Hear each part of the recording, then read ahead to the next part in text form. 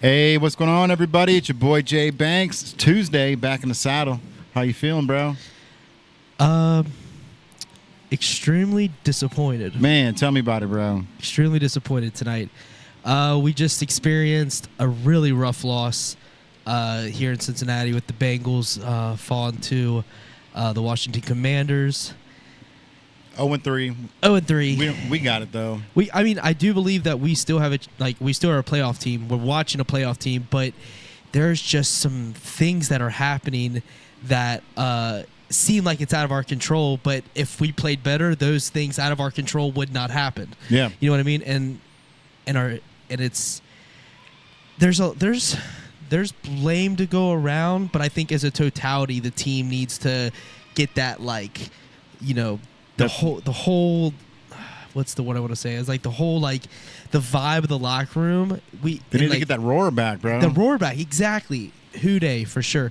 And to me, we've been talking a lot. We're talking in the media heavy. So talking shit is what you're saying. Yep, talking shit. So to back it up is crucial, bro. Crucial at this point. But we've shown plays. We've shown plays of the highest level of football. In multiple games. So it's there. It's just, can you do consistently through 4 quarters? That's really what it comes down to. And how does the defense hold on the defense? Right. You know what I mean? To keep the team from scoring under 30. Yeah. You know? It was tough to watch, man. I got a chance to go to the game yesterday, and Monday Night Football is always, it's insane, dude. Like night games in general are just a whole different feel when it comes to football. Oh, for sure. But just watching it, man, that defense, bro. It's you told me ahead of the game that they're Washington Commanders, they're going to run the ball. You know what I mean? And if you knew that, then obviously the Bengals knew that. Yeah. So why didn't they stop the run? They just can't. There's a hole in the middle of the D line. I think they knew what was going to come, but when you have someone like Jaden Daniels, the quarterback for the Commanders, when you have someone like him where he can do everything, he can run, he can throw over the top. Hey, boys, appreciate y'all. Appreciate you guys, man. Hey, you want to say hi real quick? Get you on it. Right here, come right here. Yeah, right behind the couch. Right behind the couch there. Hey, what's cracking? You see you guys up there? Yes, sir. We'll see you guys soon, man. Appreciate you. All right. When you have someone like Jaden Daniels, where they're athletic, they got a good arm, they can throw the ball over the top, they can also kill you with the run. They have that QB option, if you will. So when they have someone like Jaden Daniels and a running game, because Austin Eckler, though he got hurt, was killing it, and then Robinson, he scored a touchdown. So they're definitely ground game heavy, but Jaden Daniels is pretty good. He's really good. Yeah. He's a rookie, and he's probably the best rookie I've seen this year of all of the ones that are coming in. And there's a lot of rookies that started this year. Are we lagging on Instagram? Can you check your Instagram account? I can check. But I am still disappointed in our side. But Washington came out to play. Let's be real. Yeah, no, it was a good game, man, and there's just you can see frustration with. All right, cool. It sounds all right, but picture's lagging. All right, sorry everybody on Instagram. We're gonna try to get this figured out. We're lagging a little bit, but the sound sounds good, so we're gonna keep rolling. Yes. But there was something there. I don't know if it's because everyone is expecting so much of the Bengals that there's so much pressure on them, but I feel like Joe's always been that guy that's the underdog, and let me show you what I can do. And if any time it's now, right? It's 0-3 that Burrow should be saying, I got this. But he's smart with it, man. He's like, we're not looking at playoffs, we're not looking at the Super Bowl. We're just looking at the next game. Yeah, they definitely can't be looking towards playoff right now. They have to definitely be taking it one game at a time. But I think even more so, I think this is the time for the coaching to step up. You know what I mean? This is the time for the coaching to, because Burrow's doing enough. He had 324 yards yesterday. He's doing plenty. Yeah. He's not, he may not be feeling as electric as he once did. He looks frustrated. He looks frustrated. They didn't have any preseason practice training camp either because keep in mind Jamar Chase has been, the contract situation, and then T. Higgins had frustration as well. So there's frustrations inside the locker room, and I don't see it as it's not a physical deterrent. It's mental right now. Yeah. So the coaching is why I'm saying the coaching has to get in their mental space and be like, guys, we can come back 1-3, turns into 2-3, and then once we hit that 500, the Steelers are going to slow down, as I believe, because I like Justin Fields more than Russell Wilson. Yeah. And Justin Fields is getting the bid right now, but I think Justin Fields has a ceiling. The Steelers do have a ceiling, so that leaves us and the Ravens. They've got to win. We're one win behind them. The Ravens fumble one game or something, in Lamar's marching down the field. One game they may drop. We get a chance to get back in it. Before you know it, we're in the playoff. We're head-to-head with the Ravens. Then it's just toss-up for the games. We got to beat them. But, we're not out.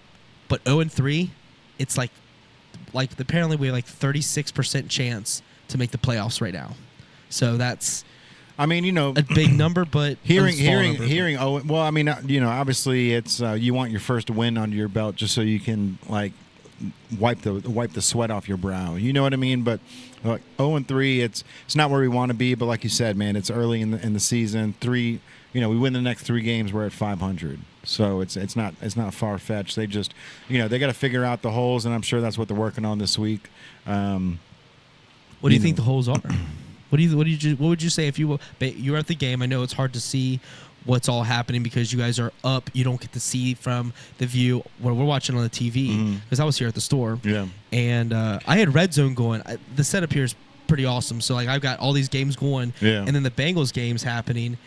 Well, obviously it was a Monday night game, but I had both because the Bills was playing. They put 2 games on at the same time. Yeah. I don't understand that. I will say that's a whole side story, but why is the NFL doing that? They could have started at 6:15 to 8:15, about maybe 8:45, 9, and the Bengals would just get started. But instead, you're watching 2 at the same time, right? To split your audience. I don't know. I don't know. It's a money game, I'm sure. But you'd make more money if you put it an hour earlier, right? Because everyone would stay for the whole they have to pick between 2 games, right?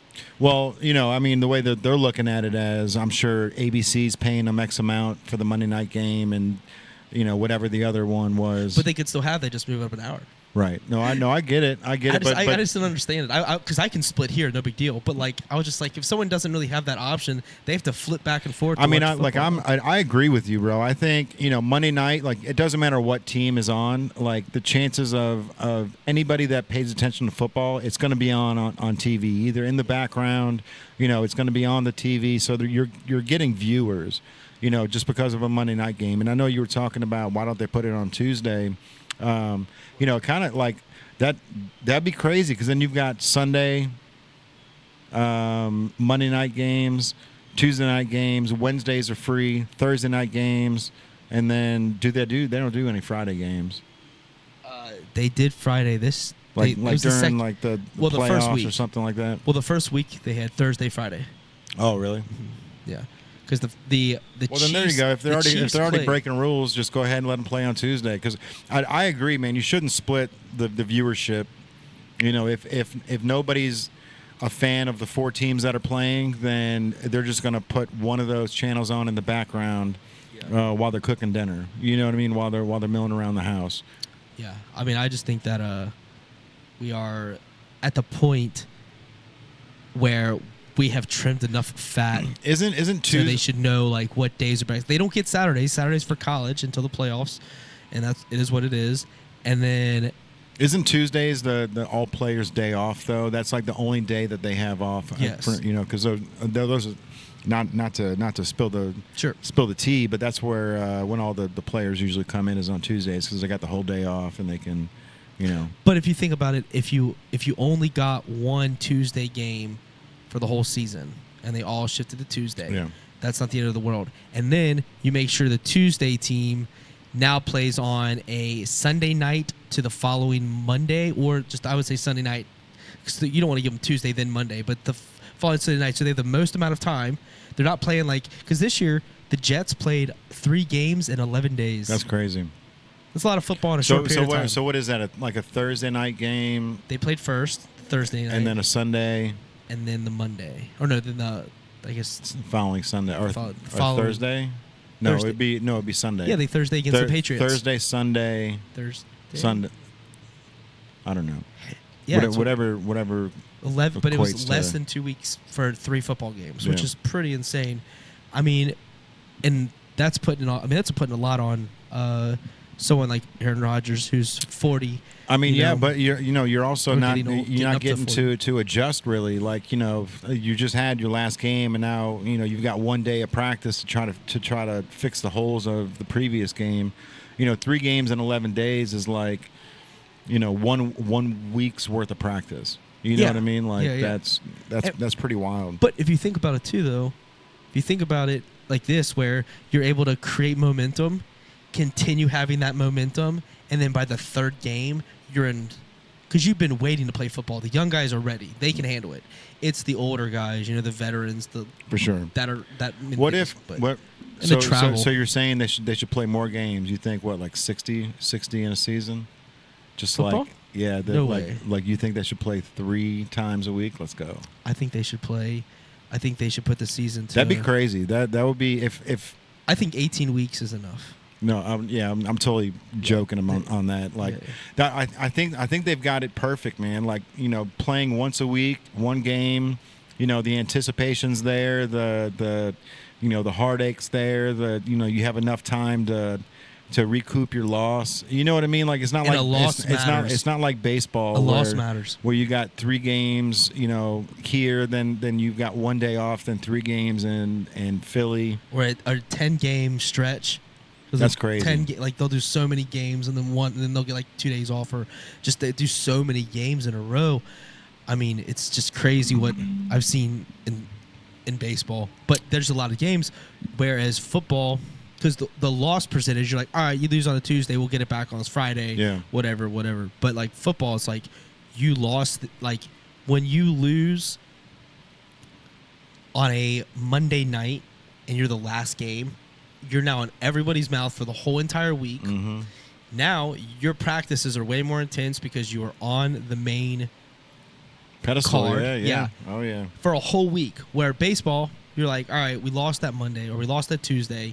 We are playing Thursday, Friday. We can get it back by the weekend. For sure. And the series isn't over. Exactly. The series isn't over. And basketball is the same. It's 81, 82, but it's 80-game season where it's still a lot of games. Mm-hmm. Right. And then there's also the thing with football where because the injuries, because they have way more injuries because of the team, it gives that time for that player to heal back up. Where baseball, when they're out for, baseball injuries, arm, but we talked about the AI fixing that stuff. I think they've already implemented kind of thing a lot, because I think that's out there. They're definitely, the pitching industry is changing. For sure. When I was at the Reds game the other day, I actually took Charlie to the Reds game, which is a great time. And me and my dad went. Shout out Jack, man. It was a great time. It was fun. That's cool, man. You gotta like the photos. You gotta take photos. I saw the photos, but remember those moments, man. Yeah, absolutely. It was a great time. Don't take it for granted. But when we were there, and it was a day game, 1:00 game on a Thursday, which the Reds got roused by the Atlanta Braves. But when the pitcher came out, they literally walked up to the umpire, and he checked all his stuff, his hat, and he to make sure there wasn't any substances or whatever. So, but I'm watching how particular they are with all the pitchers and how the system works and how the timer makes a difference in baseball because there's a timer For now, sure. 18 seconds. Yeah. The lowest I saw it go was 4 seconds. I kept trying. That was one of the most. That was one of the most entertaining parts of the baseball game is watching the timer go down. Yeah. Because the pitcher has to gotta go quick. Yeah. And prepare, and the whole entire team knows what pitch. And it was interesting to watch, and that's what I watched the entire time. That was my focus, the pitching. But I know that technology out there where they're preventing them from getting injured. With those high amount of games, the injuries might happen, but they also might be able to sustain. Where football, it's like direct impact. Oh, yeah. The concussions. It's instant, yeah. Exactly. And think of how many times your head is hit every single play. For sure. So if you play that many games, I think the 18 college is about to change as well. They're adding the playoff is going much longer. Oh, really? Yeah, they're adding the playoffs won't just be 4 teams anymore. No kidding. Yeah. All So right. they're extending the playoffs for college as well. So all of its sports are going for more money, which kind of goes back to why would you play 2 games at the same time? Yeah. So what Andrew's talking about here, we met with somebody from AI, and his name was Elliot Leopardi, and he worked for Procter and Gamble for over 30 years. And now they are in the middle of developing an AI for sports where you'll be able to tell if the pitcher is going to throw out his arm before it happens. Not only that, the data analysis will be able to tell you what you're doing wrong and how to fix it from happening again. Which that's absolutely incredible, man. That AI is getting that big, that quick, and you'll be able, and people are using it outside of trying to make memes. Yeah. You know what I mean? Yeah. I mean, it's extending. I think the conversation that we used to have with AI was this fear base, and people There still is. There still is, but you have to, But I think people are starting to realize that they can use it for their own benefit in some way. And For sure. I mean, AI is great. conversations- AI robots are a different scenario. Well, yeah. I mean, if you're getting to an iRobot situation where we, Have you heard what that one robot said its biggest fear is? You can explain it to me. I might have to pull it up. So Not being turned off. yeah, that was that was it. Not being, yeah. That was its main fear was not being was being turned off. And so that's crazy to think that obviously, an AI's got prompts, right? And you're trying to give it emotions, but for an AI to already know that, hey, this is my biggest fear is that you're gonna power me down. You know what I mean? So what happens when an AI robot that has arms and has fingers and hands and can move it at a human level, where you're going to try to turn that off button, and it just grabs your hand and says, "Don't do that. Yeah. Don't do that, Andrew. I thought you loved me."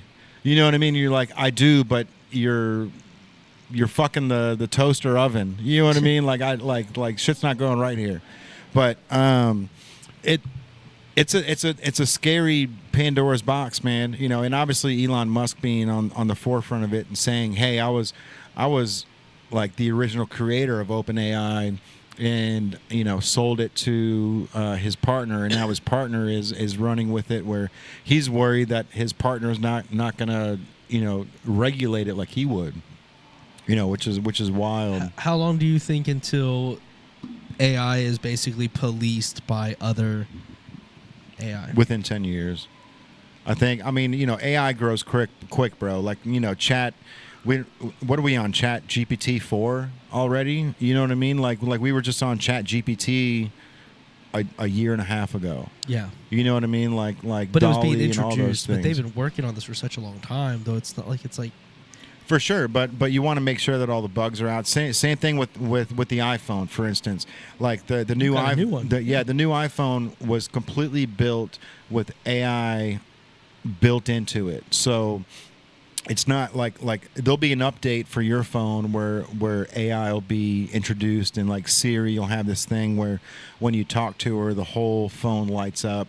But this phone here was the first one to actually have AI built into it, and it's called Apple Intelligence instead of artificial intelligence.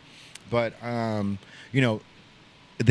phones are already here. I've already got it, and the Apple Intelligence is not in it. They haven't even brought it out yet.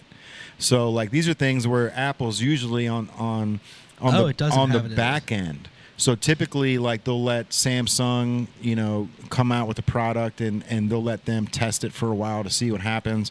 But they've been building this phone with this AI technology, and they went ahead and released the phones without the AI tapped into it yet. So AI is not happening until like 18.1. They're saying we're at 18 iOS right now.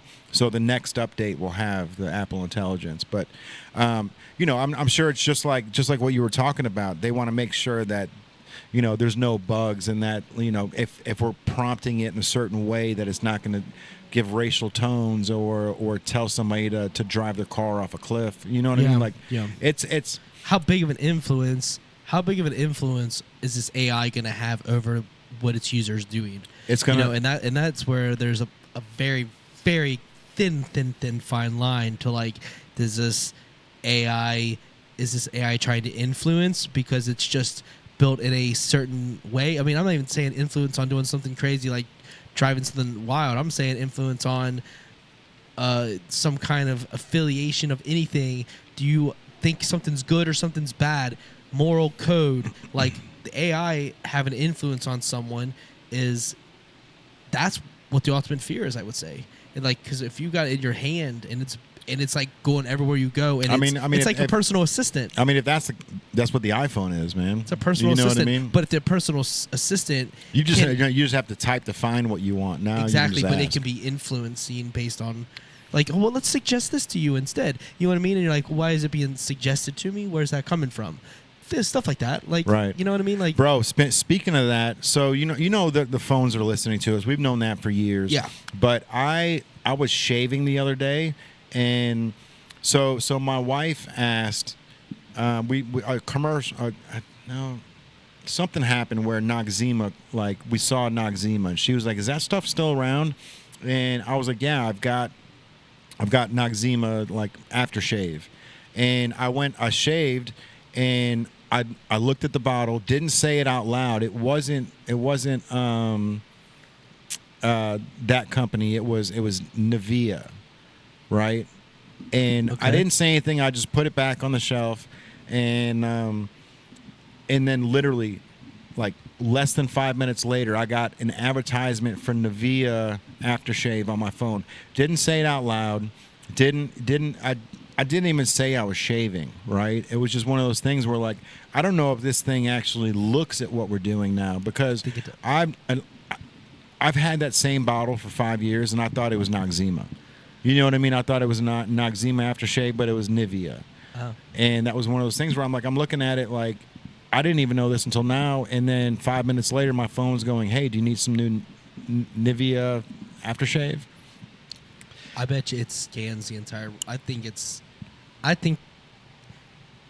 like, if you look at a phone when it's dark and the light shines off your face, Mm-hmm. they say that phone can pick up if you're having a good time or a bad time, and that's part of a potential algorithm that TikTok has in like the world of your phone, because your phone is literally reading your face constantly. Right. So if you're smiling and laughing, it's gonna show you happy, fun stuff, and if you're and it's gonna be on the mood. Mm-hmm. Now, I don't know if that is exactly how it works, but I've seen that theory on a few different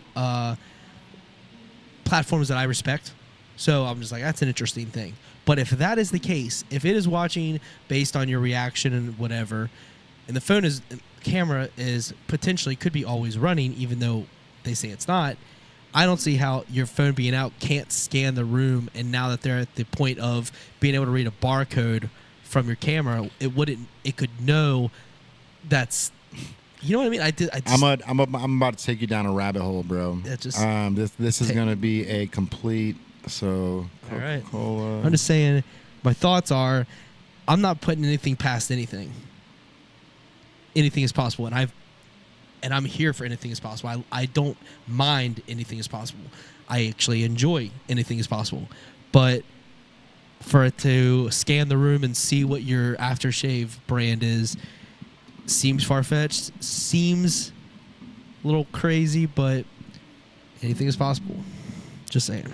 So, have you heard about Coca-Cola teaming up with an artificial intelligence company? Let me see.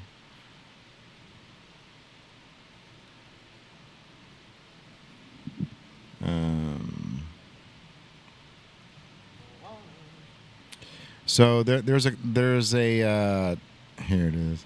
Coca-Cola and Microsoft announced a 5-year strategic partnership to accelerate cloud and generative AI initiatives.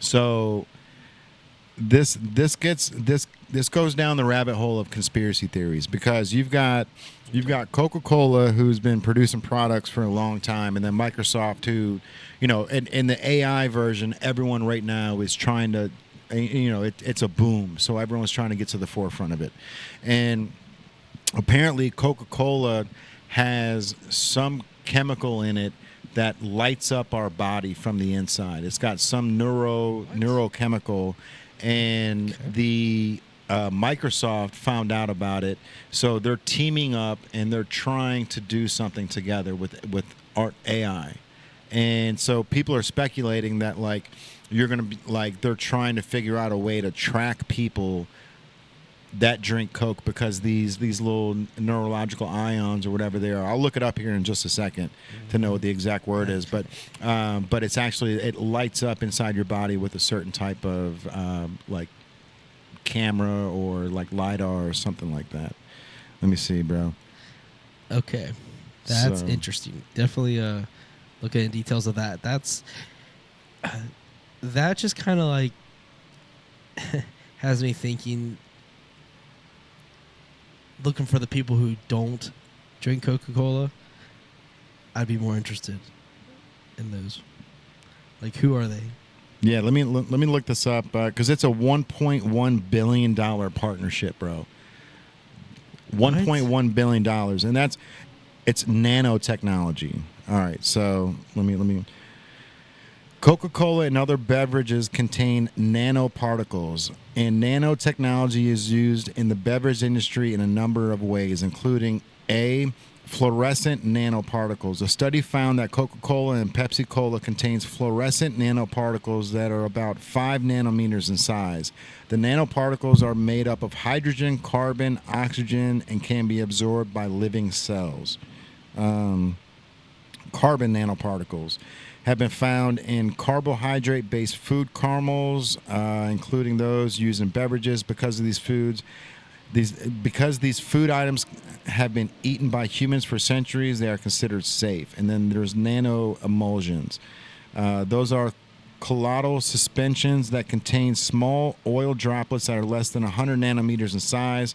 Lipid nanoparticles are often used in nano emulsions to protect beverage components like flavors, colors, and oxidants. So, fluorescent nanoparticles. Let's go down this rabbit hole real quick because this is. And they didn't even find this out until 2017. So just 5 years ago, 6 years ago is when they found out that these nanoparticles are actually like fluorescent nanoparticles that are lighting up inside our bodies. Well, how do they get them to light up? That's what I would want to know. And this just happened in April is when they started the partnership. All you want to know about nanotechnology. Interesting rabbit hole. Yeah, Even though it's not really a rabbit hole, it seems like it's pretty surface. I mean, the partnership seems pretty loud, and they're gonna nanoparticles. All right.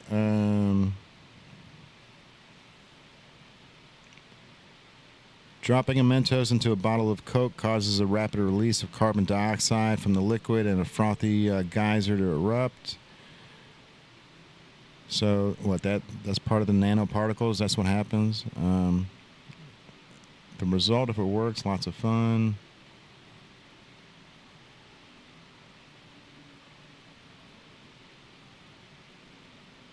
I don't know, man. This is going to be an entire podcast that we're going to have to go down this rabbit hole.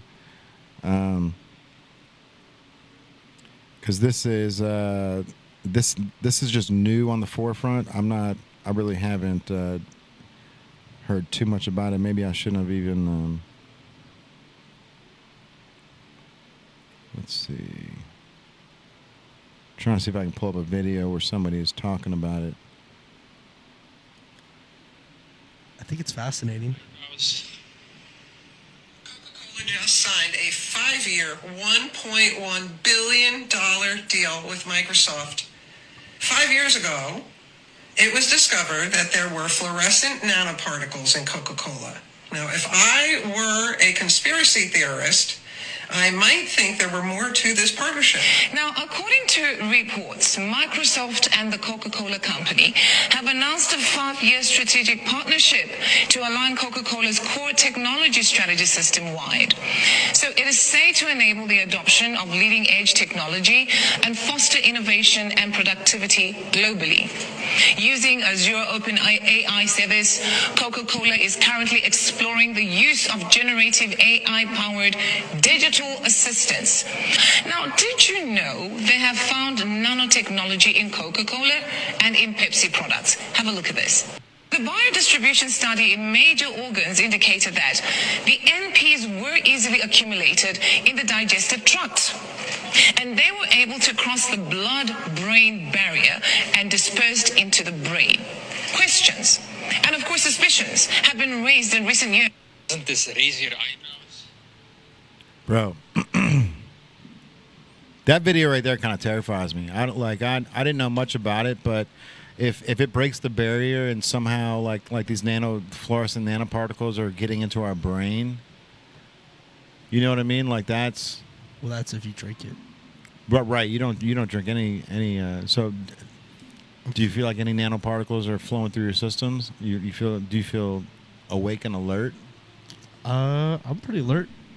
I feel awake, but I would say I have gone long enough since having a Coke product that if any nanos you remember when I was busting out those Coca-Cola Tic Tacs? Yeah, those things were so good, dude. There was so much flavor packed into them little gems. Yeah, and it was like trauma response because I haven't had it in so long. It could literally trigger something, yeah, to where like from the past drinking a Coke back in the day. Let me tell you something about last week. Okay, so last week my best friend was in town from Nashville.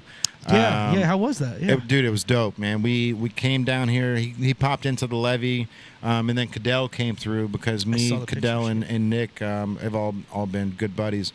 So we went down to 16 lots we were planning on going there and then going to par 3 and doing some mini golf, but they had trivia going over there at 16 lots, and it was so fun that we ended up staying there the whole time and just drinking their beer. Like they have such good beer on tap, bro. It's insane.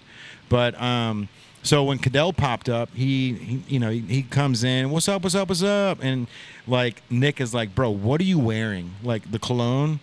And like Cadell is like old school to the bone. He's like fucking Curve player. And like even Kim was with Nick and she was like, oh my God, like that is amazing. And Nick was like, bro, I got to go buy a bottle of Curve. And it got me thinking, bro. It's like we're at this point now where brands have nostalgia factor and credibility now, right? Because like it was like if your fragrance was good in the 80s or the 90s, and then all of a sudden, it was super popular, and then everything else comes out, and then Curve tries to throw 10 or 20 different fragrances in there.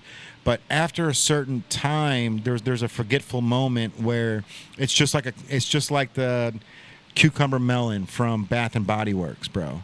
You know what I mean? There's like you smell it and there's a nostalgia factor. So it's like there's a point right now where all these old fragrances and all these old brands can really break through, because being 20 years old, if you had a good fragrance, and this is crazy to think because it's just a scent. It's nothing you see, it's nothing you feel, it's nothing that you've seen. You know what I mean? But that nostalgia factor is there. And if the product was good 20 years ago, the product's going to be good today, as long as it's the same chemicals, the same smell. But now you've got a base where you can push it back to the new kids that are coming out. But then you've got almost like the vintage, like cologne. You know what I mean? That like when people smell it, it doesn't have to be the $300 Tom Ford where it's like, what is that? Like it's going to be a what is that? Like I know that. Yeah, like it hits that like that nostalgia, bro. Nostalgia, yeah. And it's like, Curve is probably I don't know, $55, $60 bottle. Maybe like I haven't.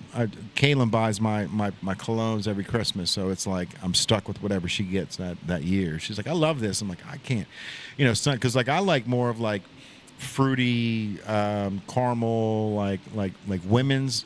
Like I love this Angel by Terry Mugler. Okay. It's a women's fragrance, but you throw it on, bro, and it's one of those that like. It works with your human pheromones, so it changes a little bit to whoever wears it. But every time I wore that, people are like, what is that, dude? Yeah. You know what I mean? But then, of course, Cadell's like, bro, I got them all. I got Cool Water, Jacquard Noir, and Aqua di Gio. It's like, okay, I see you, bro. I see you, bro, yeah. I mean, for me, I like to go to my smell. Like, I have a Nautica, and it's really nice. It's blue, so it I mean the bottle's nice. It's not too expensive, but the smell is just I get so many compliments on it. Like anytime I give someone a hug, like it doesn't matter who, it could be like my mom's like, hey, you smell good. Like what do you like, you know what I mean? Like they're not, it's like if they notice it, they're the ones that are gonna be like, hey, you smell like family or anybody, those are the best judge of character. So I've gotten compliments from that, and it's a nice fragrance. But I used to work at Macy's actually back in the day, and the cologne section, and just being around all those smells makes me not like love like a lot of colognes. I don't know. There's a little, I guess, a little bit of a.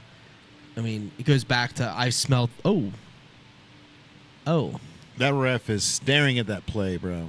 Yeah. It's interesting. But like I get like a response from the history from thinking of the smells from Macy's cologne from downtown, actually Fountain Square. I wasn't around the cologne much in Lexington, but when downtown it was all right there. So, and I'd have to bring out some of the boxes and whatever. But it's just the smells. I can't unsmell it. So when I smell things now, I recognize it, but. If you've got them all, shout out to you. But I think I like find your smell, and you know what I mean. I know like people like to change it up, but I'm more like find my smell. It works for me. Yeah. Ride this out. Keep ordering the same. For sure, if it works for you. You know what I mean? Yeah. I mean, but with like ladies, with they like to smell all different flavors. There's so many different things. What am I feeling today? What am I feeling today? Yeah. Oh, yeah. All right, man. What else do we have on the list? So there was a rapper that I think spelled rapper with one P, did he? Hey. Wordplay. Wordplay. Did he do it? Did he do it? Man. The lube thing, I just can't.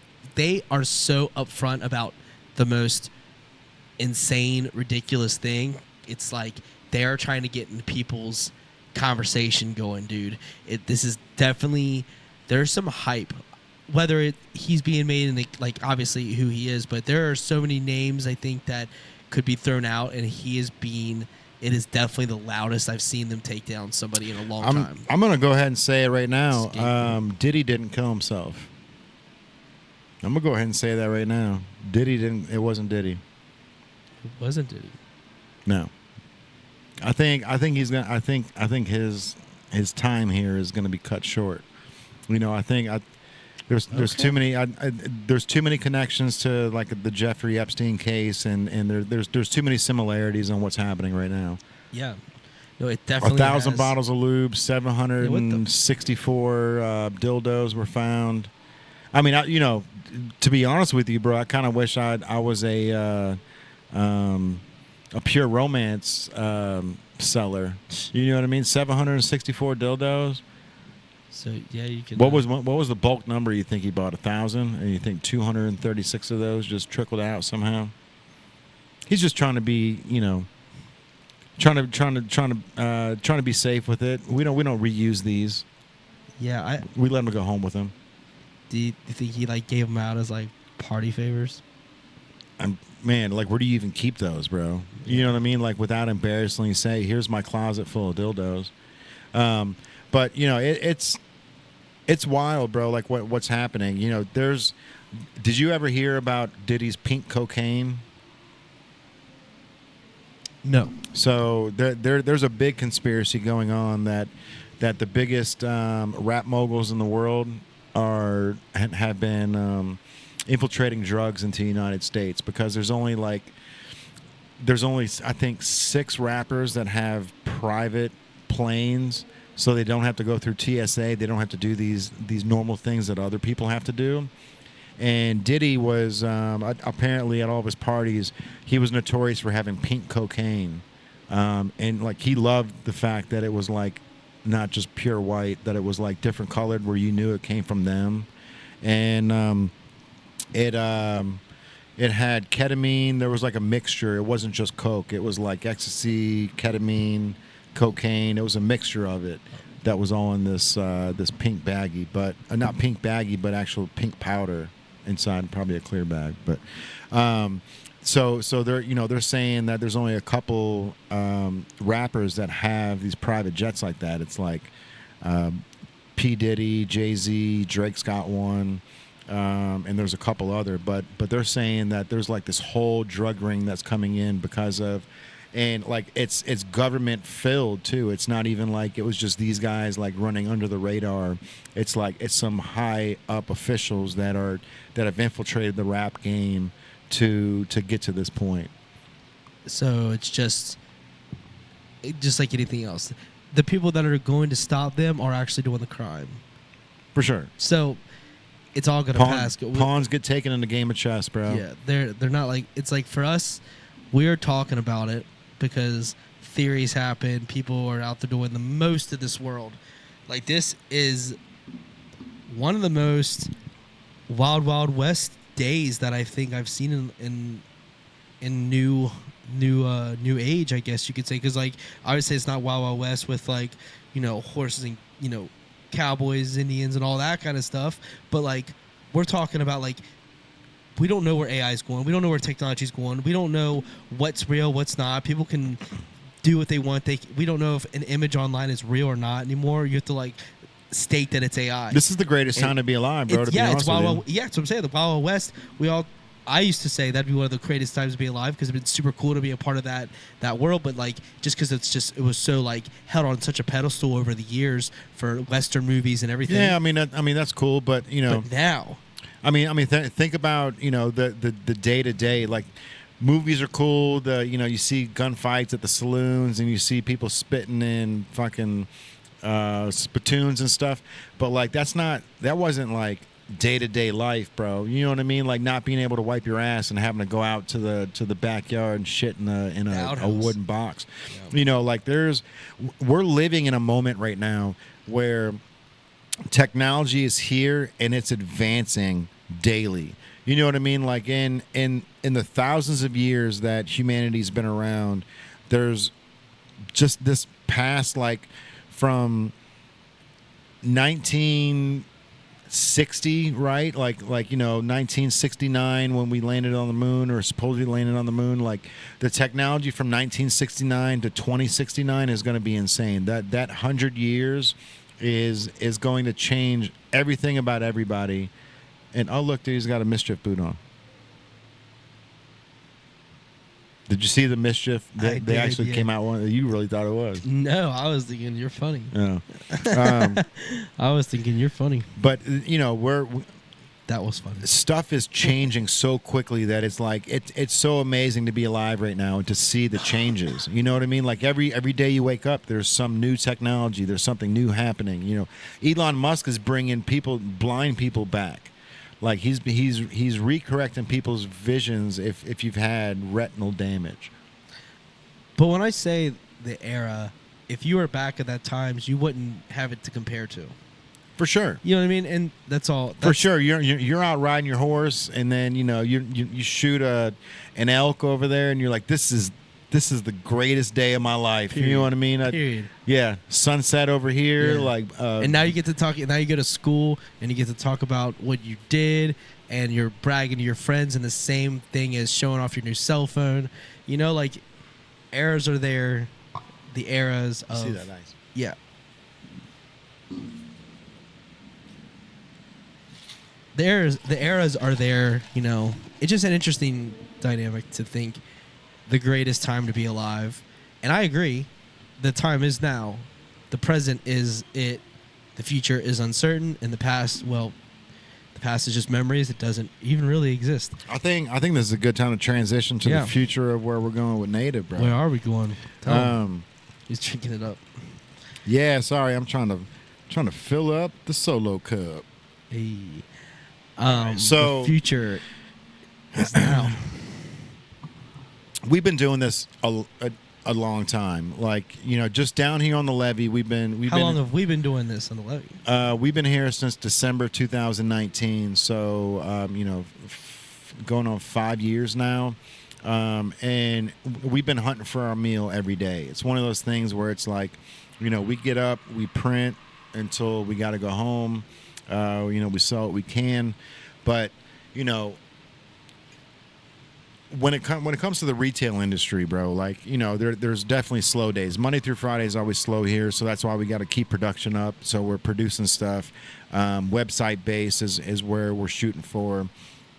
But these hats that we got coming out, bro, like I am so excited about the next step of Native. Like, we're at this point where the store it's done well. It's done really well, and we've gotten to the point where everything's well oiled, and it's like, okay, now that this thing is running well, how do we bring another artery into the heart where we can start pumping more blood into the heart? And these hats, bro, like the hats are billboards. It's one size fits most. Like there's great advertisement that goes along with these hats, right? So, and we found a great company that's cutting and sewing everything. So the hats are all custom made. The inside ribbon is all done to what we want. It's gonna have Native, loop patches and the woven patches on the back. And I can't wait for it, bro. Like, this is something that we've, like, the bow and arrow theory that we've been talking about. The bow and arrow, how like it's all projected, where it's all in pulling it back, and then you got to wait till it's ready, and then you let that arrow go. Absolutely. You got to take a big deep breath before you let that go. You got to make sure that you're not gonna falter that arrow. But I think we're at that point, man. We found the manufacturer, we found the hats. They look incredible. The hats that we like and the hats that we've been producing are now the most popular hats in the nation right now. Not our hats in particular, but our style hats. The 5-panel trucker, which is the hat that you're wearing right there. So, we made 300 of those. We made 150 black, 75 of the dusty rose, and then 75 of the off-white. And we may have 6 left. You know what I mean? So the hats are incredible, man. The stuff looks great. And I really think that those hat vending machines are going to be the next move for the brand, where we're going to be able to launch other area codes. So right now, what we have going on, we've got 150 859 hats coming in. We've got 150 513 hats coming in. And then we've got 50 Columbus, 50 Louisville, 50 Indianapolis that are going to be in the Fever and the Pacers colorways. We've got the Chicago hats coming out. Let's see, Louisville, Columbus, Indianapolis, Chicago, Philly. We got Philly hats coming for the Eagles fans, and then the 6th one's going to be a limited edition Dare hat that we've got coming out. So. I'm really thinking, bro, these hats are what's going to propel everything to the next stage, because, hats are what starts the brand. and then the fans, you know, that's when they go to the website and they start seeing everything else that we're doing. You know, the shirts, the t-shirts that we got coming out, they're super dope. The ones that we just printed today are fucking incredible. Oh yeah. So we've got you know, we've got these moves that we're making, and I think that these hats are going to end up being the catalyst of the whole thing. So I agree. I think even beyond them being the catalyst, hats are what we want to have at like pop-ups, you know, for vending and doing cool events where we can be at Madison Theater. Because I've got events coming up that we're going to be able to take part in. So being the vendor is much easier with hats than the T-shirts. We can obviously have T-shirts, but, you know, you have to have every size, multiple of each size. Where hats, usually, you know, one size fits all, and you can... They're portable, easier to take, easier to compact, and clean setup. Yep. So hats are just... pack and stack, bro. And the billboard on the head, so it's getting the brand out there in the most effective manner, in my opinion. Mm-hmm. So everyone's looking at someone's eyes. Yeah, they look at the shirt, but when you're looking at the eyes and you see that native for a whole conversation, it's in their brain. You know, I think I just, as you were talking about that pop-up, I think I just figured out how to build a portable hat stand. Something that folds like an M. Has a little leg on it, so when it folds up, that leg stands up, holds that little piece there. But we can set it up where it basically folds like this, compacts in, and then when it folds out, pops up, and then have it like two-tiered and then we just got stacks of hats. You know what I mean?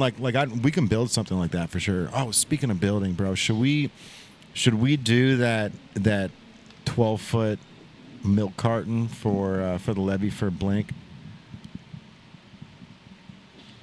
It wouldn't. It would cost me probably $150 most. Man, you know, I might be able to keep it under 100 to build it. I do think we should. I do like the milk carton. I think that's going to set us apart. But I also think we should use that blow up, color changing. Yeah, that's easy. We already got that. Yeah, that should be definitely part of our focus on our idea, because I think that thing is going to stick out. What do we put in there? The photo booth? That's what I'm trying to think. What are we going to put inside of the... what are we going to put inside the blow-up pop-up? Reactions? Did you do the same thing? Blink confessional? I don't know. The confessional... I feel like people pee in it. The confessional from VOA is... Some of the audio is rough. Yeah. Unfortunately. It was a music festival, and the sound was going right through. So, it is what it is. But... Yeah, we figured that would happen with that. Yeah, but I was hoping some of the footage is salvageable, but it's... Holy cow, bro. Let's use the iPhone. Let's use the iPhone with the new audio technology. That was fucking insane. Talk about that. Yes. Just saying. I have an iPhone 15, 15 Pro here, and that phone makes me want to go ahead and get that phone. like already, I just got the 15. 3 months ago, 4 months ago, and 5 months ago, probably so. But I'm already ready to get that 16 because that is amazing. So real quick, if you guys are using the new iPhone, the the 16? Yeah. If you're recording, you can go in after you record the video, you can go into the edits of the video, and then you can change the sound. Which this is something that we'll have to do an actual video on, because that's one of those that people are gonna fucking blow their mind. Let me play this for you real quick. I'll play it without the adjusted audio, and then I'm gonna change the audio so that you guys can hear it again. Bless you. All right, so this was me recording Andrew just sitting at the counter. We have AC going on. We had the music in the background. The music was loud as well, which you'll be able to hear on this first track.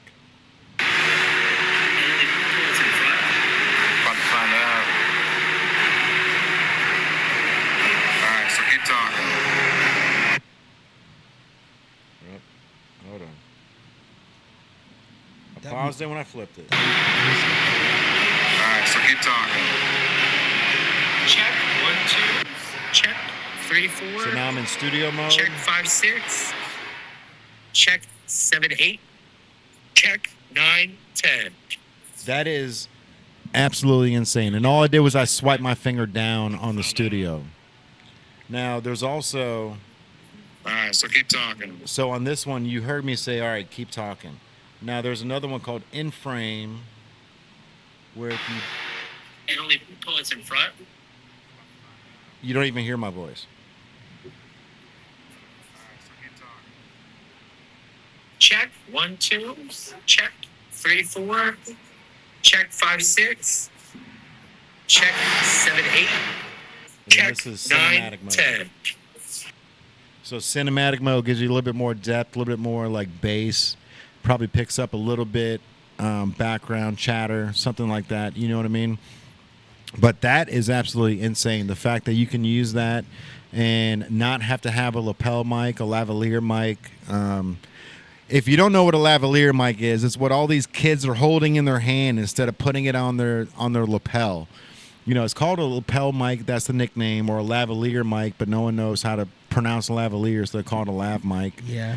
I've But- used one before. Yeah, but did you put on your shirt, or do you hold it in your hand like all these kids are doing? I actually held it in my hand. No, I had Okay. to.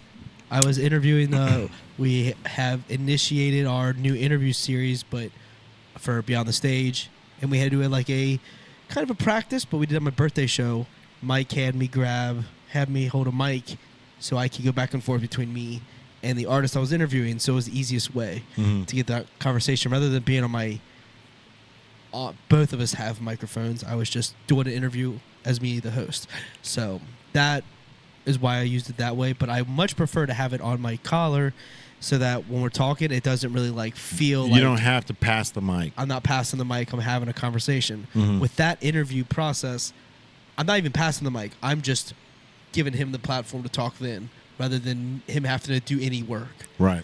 But that's just the nature of that. But I really would prefer, if we're having a conversation, I want to be able to talk with my hands. I want to be able to have the conversation and not feel like I'm waving a wand around. Right. You know what I mean? And getting this audio to the proper spot. It's your turn. Exactly. You know what I mean? Like that's Yeah. always that's always a dead silence. You know what's crazy, bro? When I worked at the radio station, so I worked for Kiss 107 out of high school for like probably 4 years, and the one thing that you don't want is dead air, right? And so for somebody like Kiss 107 FM. Some of they're a part of a big conglomerate, right? But a lot of the owners of the company, I think 2 of them live here in Cincinnati. So, and then one of them lives in Devou Park. Like you can actually see, I don't know if it's still there, but they used to have a huge cell phone tower in their backyard. Okay, yeah. So that they can hear all the radio stations from California and all these other places. So, but they, where was I going with this? They had, let's see. I worked for the radio station, the dead air thing. So, Dead air. yeah. So like a lot of the radio hosts, like Storm Bennett, what he would do was like he was really good at what he did. So he would go in and he would record his old 4-hour set in like a half hour.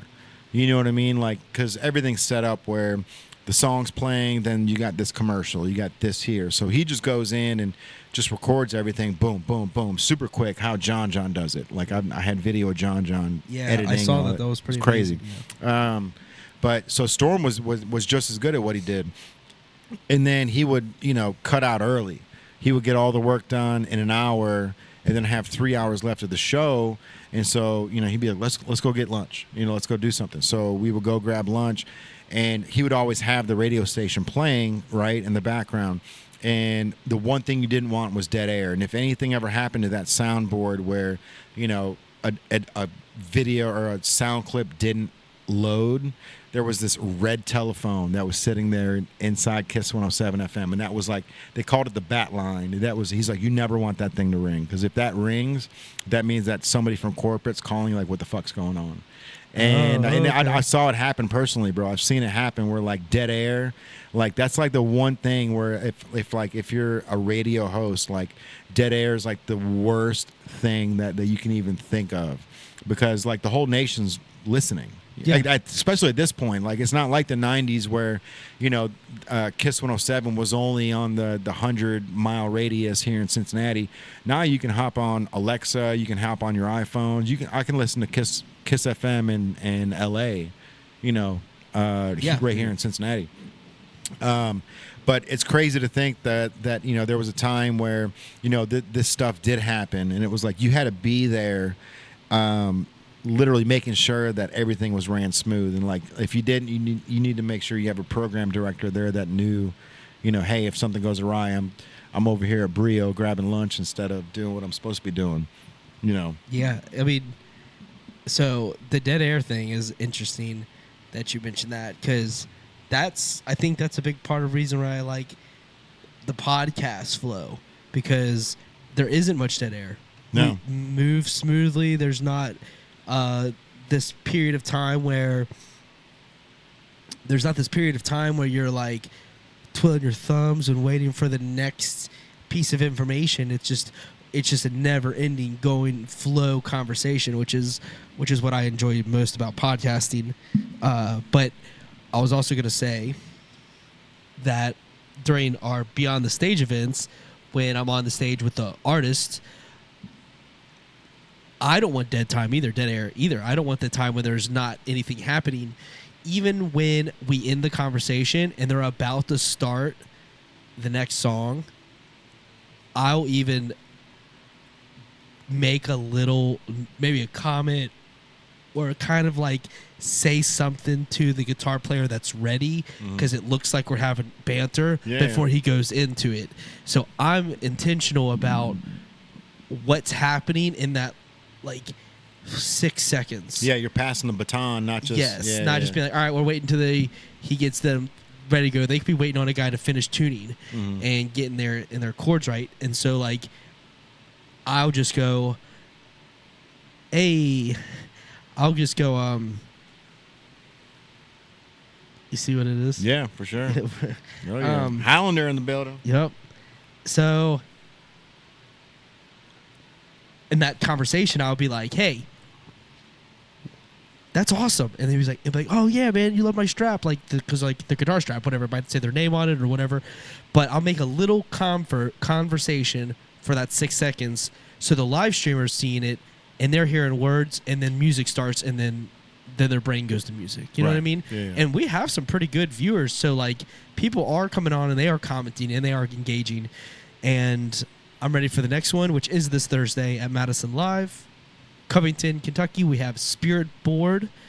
My buddy Christian is amazing singer, and he can scream with the best of them.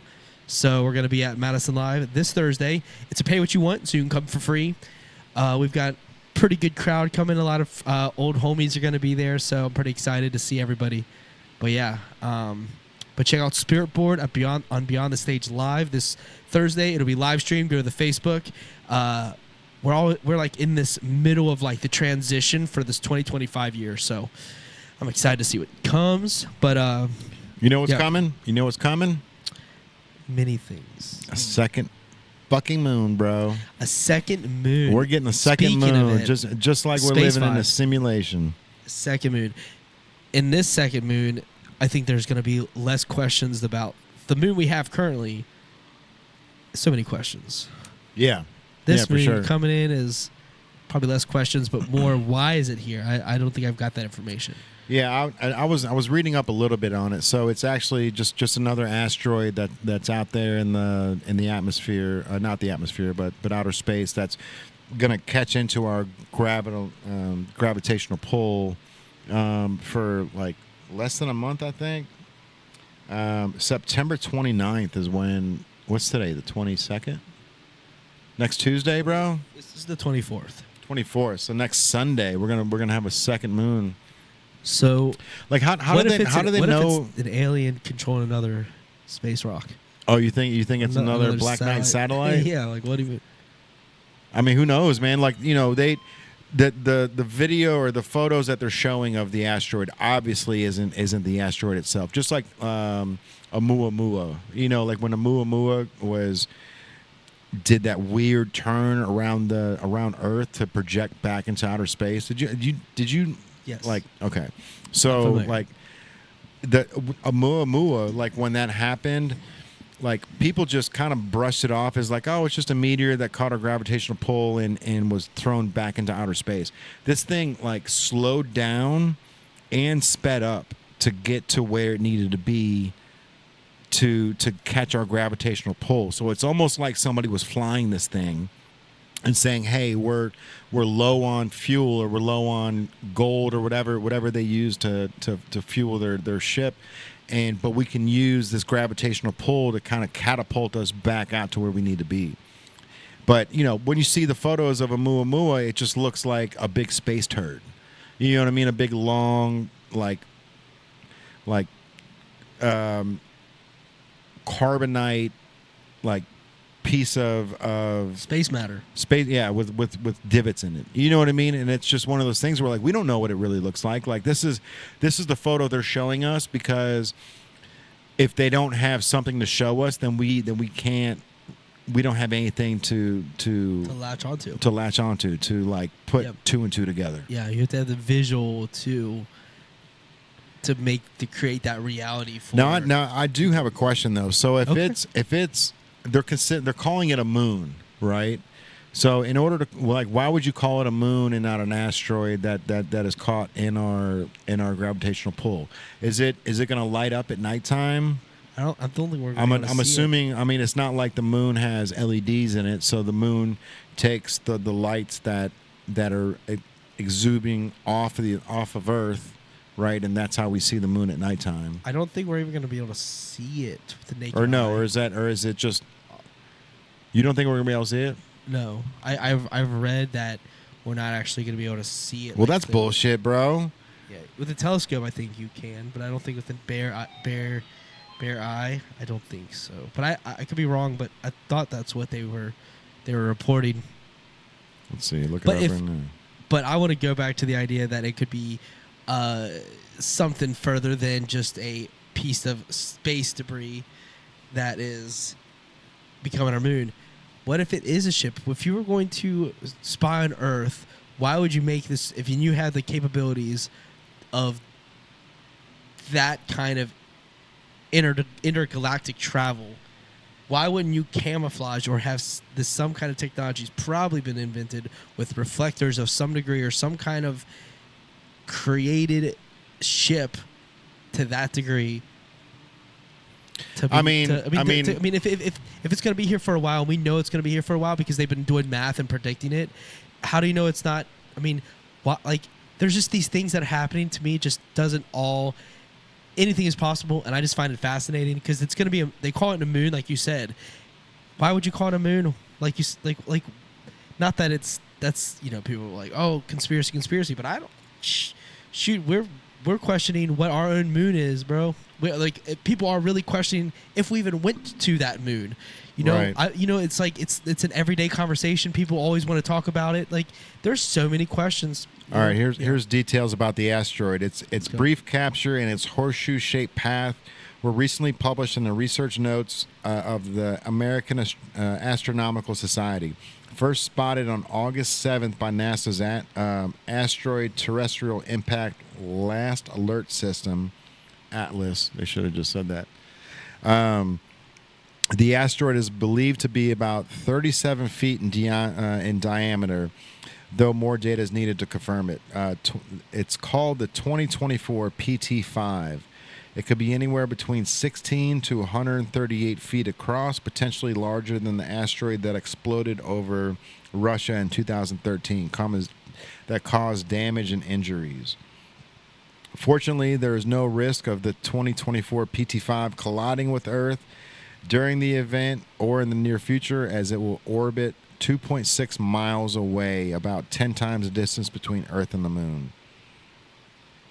So we don't have to worry about it hitting Earth.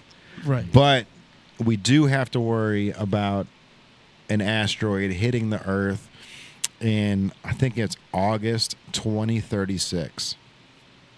So let me check this out. You think there's not something that can't come up on Earth much quicker? No, I think they've got these mapped out, bro. If this thing, so they think the asteroid is 99942 Apophis, Apophis. So this thing that they first started watching it, and they thought that it was gonna collide with Earth in 2039. So right now, they've looked into it, and there's a keyhole that this thing has to go through. So if this thing hits the right keyhole, and from reading it, it sounded like the keyhole was a lot like. Do you remember Finding Nemo? How the turtles have to catch that that current. Yeah, the stream. So it's almost that same thing where this asteroid, if it does catch that current and goes through this keyhole, then it's on a direct path to collide with Earth out in the ocean just west of San Francisco. So, and they're talking about like mile-high waves that, it like 3 mile tall waves, some shit like that. It was what's his name? 2036. 2036, bro. Right when we were declared best clothing brand in the world. But that was from what's his name? John Teeter will be showing up a year later. Let me see. The guy. Damn, I can't believe I can't remember his name right now. Black philosopher.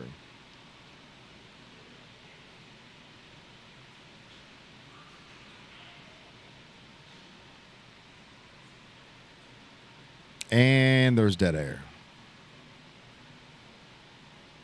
And there's dead air. As he's looking for valuable information, though. That's the thing about this stuff is like we don't have an answer. We don't know the truth from we know what science is telling us and what we're being told, but to say everything out there is black and white. This is space debris. This is some kind of intergalactic travel. Some alien life form.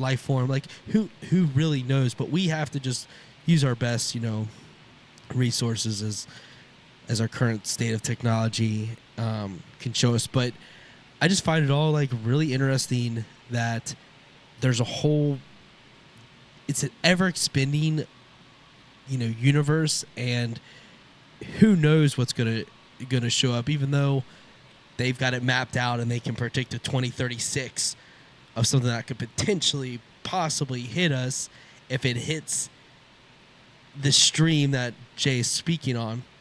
Keyhole. The keyhole in the stream, because it has to get into the stream and through the keyhole to be on a trajectory to Earth.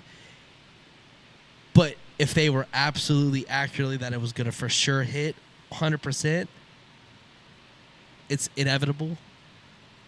What happens if another asteroid interjects it and knocks it off?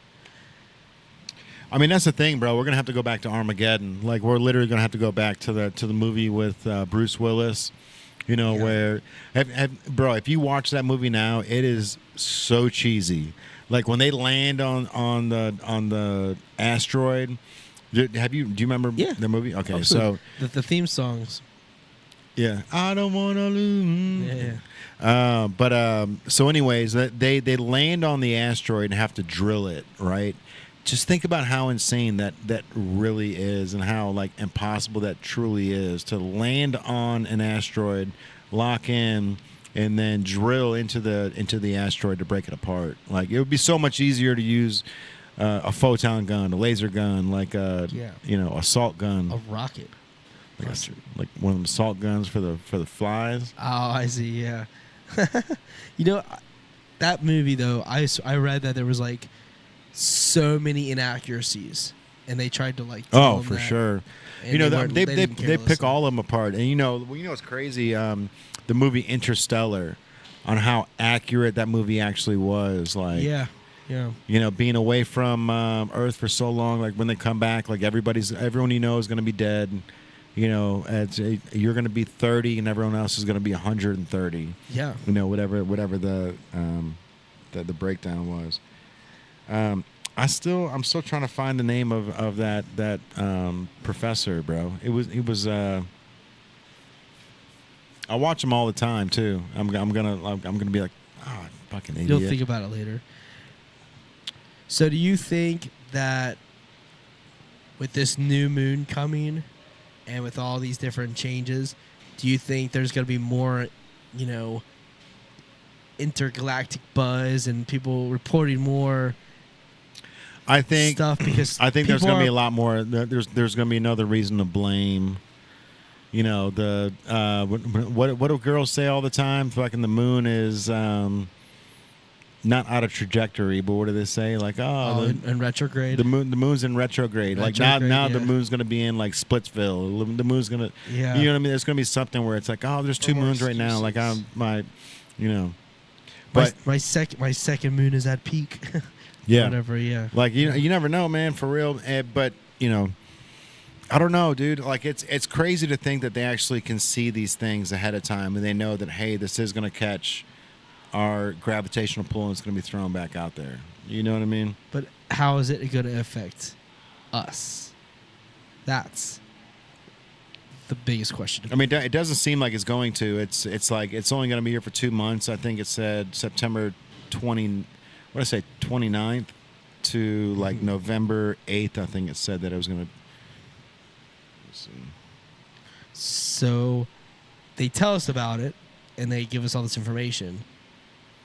I would like to see like what, like they're gonna study it. Obviously, they should. Yeah, they're gonna study it. I mean, I assume anything that they're gonna report on someone studying. There's $1 trillion asteroid coming our way. It's like it's an asteroid that is just nothing but diamonds. It's one big ass diamond that's coming our way. It's worth like trillions. Have you heard about that one? Well, diamonds. Let me see. I have my opinion on the whole diamond industry. Oh, bro, don't take me down that rabbit hole. Those are the smartest motherfuckers on the planet, dude. Smartest. They got warehouses where they're just holding on to all these diamonds, and they only release so many diamonds per year to make sure that the diamond scarcity. Yeah, that the diamond scarcity stays high. It might even be worth more than $1 trillion. I mean, it's probably worth endless amount of money. Sure is, bro. NASA's Psyche mission is exploring a metal-rich asteroid. It's called 16 Psyche. That's estimated to be worth $10 quadrillion and $700 quadrillion. The asteroid is located in the belt between Mars and Jupiter, and it's believed to be the remnant core of an ancient protoplanet. So now we just have rich dudes just looking out there going, this is a rare rock. You know what I mean? Like it starts with baseball cards, and then once you start making money, it goes to rocks. Yeah, rocks not on this world worth 100 quadrillion. Dude, 10 to 700 quadrillion dollars. Like this is like Austin Powers. Man. Somebody needs to go get that. NASA needs to get that, bring it back to Earth, and then. I mean, but who's it's not. It's Elon. How? Okay, I see how it could be worth $7 quadrillion because you would break it down into little increments and then sell the increments. But it's like if $700 quadrillion doesn't exist in the world, then how's it worth that? Because money can just be made out of thin air. Because it breaks down. You know what I mean? I think money can be made out of anywhere, and it's a never-ending credit line that the world's been given. Oh, for sure. That's why a dollar bill isn't worth shit. Yep. Money is, at this point, not real. It's just in your bank account, or it can be replaced in another. They're IOUs. Literally. And you can someone can type somewhere in and give people money. It's crazy. But for that, I think they would incrementally break it up into like small pieces, but they might end up going where like the diamond industry or some other industries will get a hold of it and they'll make necklaces and they'll be like the cream of the crop, the top thing to ever be like that'll be the status symbol. For sure. That would be the status symbol. I mean, every celebrity would have like. for sure, bro. Like diamonds would be an afterthought. Like, oh, that's a diamond. Like this is a protoplanet. Yeah. That's probably exactly why the diamond industry probably does not want it to show its ugly face here, because then their industry is undertaken by whoever runs that, unless they are the ones to get ahead of it. Bro, like cubic zirconias are prettier and clearer and shinier than diamonds, but they're made in a lab, so like they're not worth shit. Yeah. The fact that diamonds aren't as scarce, they just make them scarce because of their control, really takes all the interest for me with any diamonds, even though I'm not even a big jewelry guy in the first place. Takes it away because I know they're gatekeeping quite literally these items that bro. are so coveted, and people are willing to like get a second loan mortgage on their home to pay for a ring to keep up with the Joneses, To show how much you love her. exactly. Yeah, it's wild, bro. And meanwhile, these diamond companies are gatekeeping on keeping so many and giving They're breadcrumbs. hoarding them, yeah. Hoarding them. But they're not even hoarding them. They're just not releasing that drop. You know what I mean? They're doing it in drops rather than, here's all the diamonds. We're going to lower the cost of it. It's still a status of love, but it's not a status of wealth. Right. And that's the thing. Wealth versus, just showing someone you care. You got to be able to take out a credit line to show someone you care. And that's 3 months. 3 months of your income. That's what they say the ring should be worth. 25% of what you made that whole year. It's crazy, bro. And let me tell you something. Like when I went and bought Kaylin's ring, I had a family connection with this guy named Kenny Lee. Kenny Lee's a 3-thumb Chinaman from L.A. This hand's got pinchers, bro. It's got an actual thumb, 2 thumbs. So he this thumb comes off of that one, so he can pinch diamonds. interesting. So he can pinch a diamond with this thumb, set it in, and use these hands and like this hand. Like, and the dude is good at what he does. And so like when we went to the diamond show in Chicago, and we got there early. Me and my mom got there, and it's like one of those like sports cards events where like there's just booths everywhere, and we got there right when they opened, and walk up, and within 10 seconds of walking in, we found Kenny Lee's booth. And so right away, like Kenny knew that we were coming, so he started pulling out diamonds, and he's pulling them out of these little pieces of paper that are like folded into 4.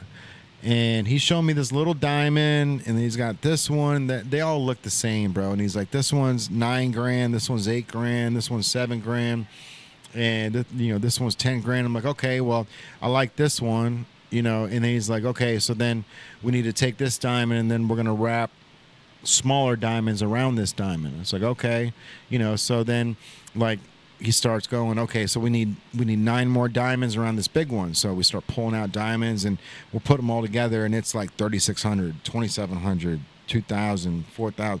And I'm like, I had to step away from the table. I'm like, I've never had a panic attack before, but like I told my mom, I was like, I've got to fucking walk away. Like this is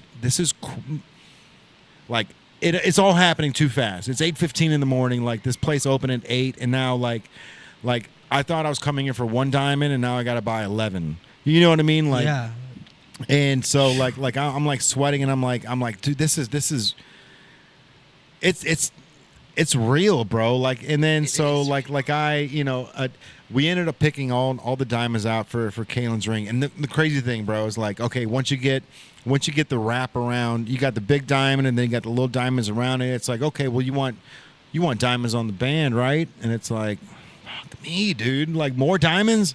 And he's like, well, then you've got the 5-year, like you've got the wedding band, and then you've got the wedding ring. So it's like you've got to have 2 of them. You've got to have just the band with the diamonds, and then you've got to have the wedding ring with the band with the diamonds, and then the wedding ring on top.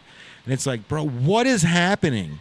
Like I thought I was coming in for a 1 diamond ring, dude. It was $18,000 is what I paid for Kaylin's ring. 18 grand. And it was just coming. It was like boom, boom, boom, boom. I was like, I thought I was coming for one good diamond. And then it was like, no, dude, you've got to buy this diamond. And then if you want it, you got to surround it. And then, you know, if you want the, I mean, trust me, bro, like her ring is gorgeous. And it was like, and that's one of the good things about going to somebody like Kenny Lee instead of like a K Jewelers or somebody. I went to K Jewelers in the Florence Mall. Kayla and I were walking around, and one of the guys is still working there from when I used to run around the Florence Mall, and he recognized me. So we popped in, said what's up, and I said, hey man, do you think you can clean my wife's ring? And I gave him the ring, and he threw in that little, you know, zzz, that just cleans it all up. And when he brought it back, he was like, bro, where did you get these diamonds? And I'm like, oh, it's this guy Kenny Lee out of LA. He's like, dude, these are flawless. Like, you cannot find these anywhere. And I was like, for real? And he was like, yeah. He's like, check this out. It took a black light out and held it over the rings, or over the diamonds, and half of the diamonds were lit up under the black light. And I was like, oh shit, that's not good. He's like, no, that's good. That's really good. Like, that's like, you can't find diamonds that do that. Like that, there's some like, I don't know what was in it, but he's like, because like when, you know, like I said, like you hold a black light up over something, and then like only half of it is glowing. You're like, uh-oh, That's not good. yeah. But he was like, bro, like these diamonds are, but you can't buy these anywhere. So half you can't buy and half you could. I guess, yeah. Interesting. Yeah. So, and he's like, you got one of these, like there was a black speck in one of them too, which is like, you know, Kaylin loved it because, you know, being able to understand that this is the dime, this is mine. Like there was a tiny black speck in it, like from like, I don't know, whatever the process is. But, you know, when we go to get them fixed or you know, take the ring somewhere, and then it's got to be gone for a day while they weld the shit, like, she's worried that it's going to come back and they're going to pull all the diamonds out and put fake ones in. Like, obviously, like, I'd be freaked out, too, if the ring was worth that much money. Yeah. You know what I mean? I mean, that is a fear that, I guess, when you're going to buy you've got to have the company you're going to have it cleaned by or whatever. It's just about trusting them. I guess you got to find the right people, because like you can't be like, oh, I'll just have someone clean it, you know, free ring cleanings, and all of a sudden we still the diamond. You know what I mean? Like, let me tell you a quick story about Los Angeles. So Kayla and I, so she got the wedding band and the wedding ring, right? She gets the band, you know, the engagement ring, and then she gets the wedding band the day of the wedding. But now you gotta weld them together. You know, we didn't want to take it to any place around here. We wanted to take it to Kenny, because he was the one that made the ring in the first place. We knew that he would do a good job. So when her and I went to LA for vacation, we set up a time with Kenny to go out to his Supreme Gems place. And it was downtown LA, like right there in the middle of like all the chaos. And so we get down there, and I'm texting Kenny, and Kenny's like, hey, I can't make it, but my guy is there. And so we're like, okay. And so we're looking around, and then there's some bald guy, bro. Like I'm talking like Yugoslavian, maybe Russian, like bald guy smoking a cigarette outside of this place. And it's not like it's a big jewelry store where you walk in, and it's like one of those where you walk into a door, you got to do a pad code, you go up the stairs, and then it's offices. Like this is how LA's ran, where it's just like diamond dealer, ring dealer, like sports cards, and it's like it's all down a hallway, and every one of the doors are privately locked, where like you've got to have an appointment to get in. And so this guy's standing outside the door, and he's smoking a cigarette, and he's like, he just looks over and he sees that me and Kaylin are trying to find someone. He's like, you got the ring? And we're like, yeah. And I look at Kaylin, and she's just holding on to her hand, like, I am not giving like this ring to this stranger. And this guy's like, let me see it.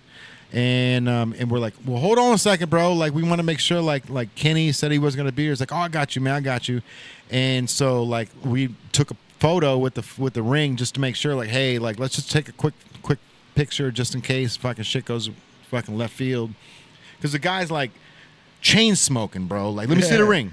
And it's like got this Russian accent. Yeah, Russian accent. Yeah, he's like Look at my fingers here. He's like, come back in 2 hours.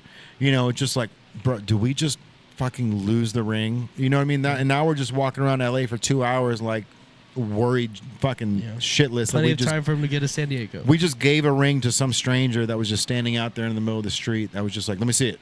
Yeah, he's like, I've been looking over people's shoulders for passwords for all this time. Dude, it was one of the scary. I'm sure it's probably the scariest moment in Kane's life. But for me, it was just like, what did we just do? Did we just give that ring to a complete stranger, like in hopes that he knows Kenny? You know, because I don't even know Kenny. You know what I mean? Like, I'm just like, it's a family friend. So it was like my aunt like buys jewelry from his place. So it's like the whole Italian thing where she's connected with him. You know, that's super interesting because, like, if you're in that position where you're, like, having to trust a stranger with, that's quite frankly the most important thing, like, item-wise you probably have, because it symbolizes the future, the past, the present, and it was one of the most important moments of your life, and it's valuable. It's financially valuable, so, like, that's a moment that you just got to definitely sit back and be like, all right, if I'm going to give this ring up right now, like, I need a little bit of insurance policy. Did you get a picture of the guy? Did you get a picture of the mental photo. And I still know exactly what he looks like.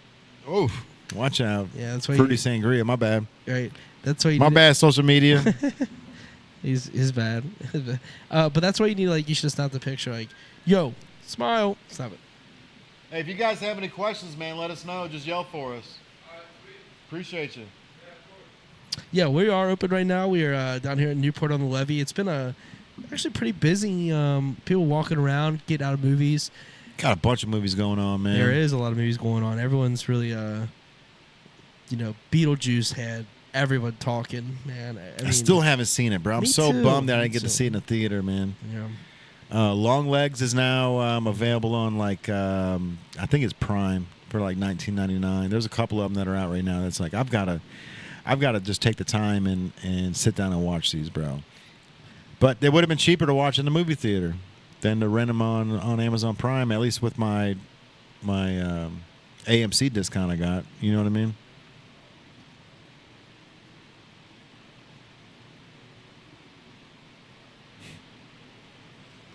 I don't have words. But right now, like, at the Levee, we're kind of in like a transition, preparing for this fall wave, because now it's officially fall. So we're out of the summer months, which is crazy that it came and went that fast.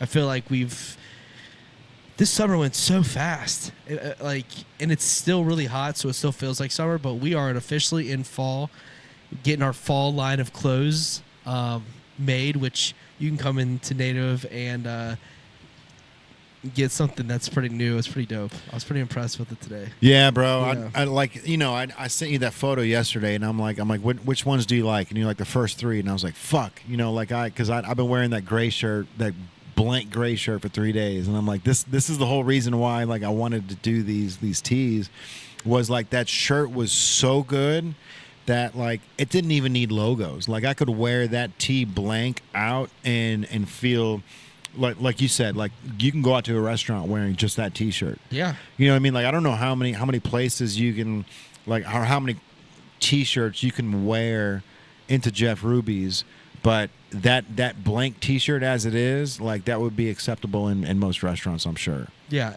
and when I was looking at the design, like when you sent over the mock-ups, I was definitely looking at the colors that were blended with each other, and those stuck out to me. But I think the shirt themselves, they bridge from your casual night out to chilling with the homies, getting in the skate park, and then also going to Jeff Ruby's, or dressing up nice and matching your kicks.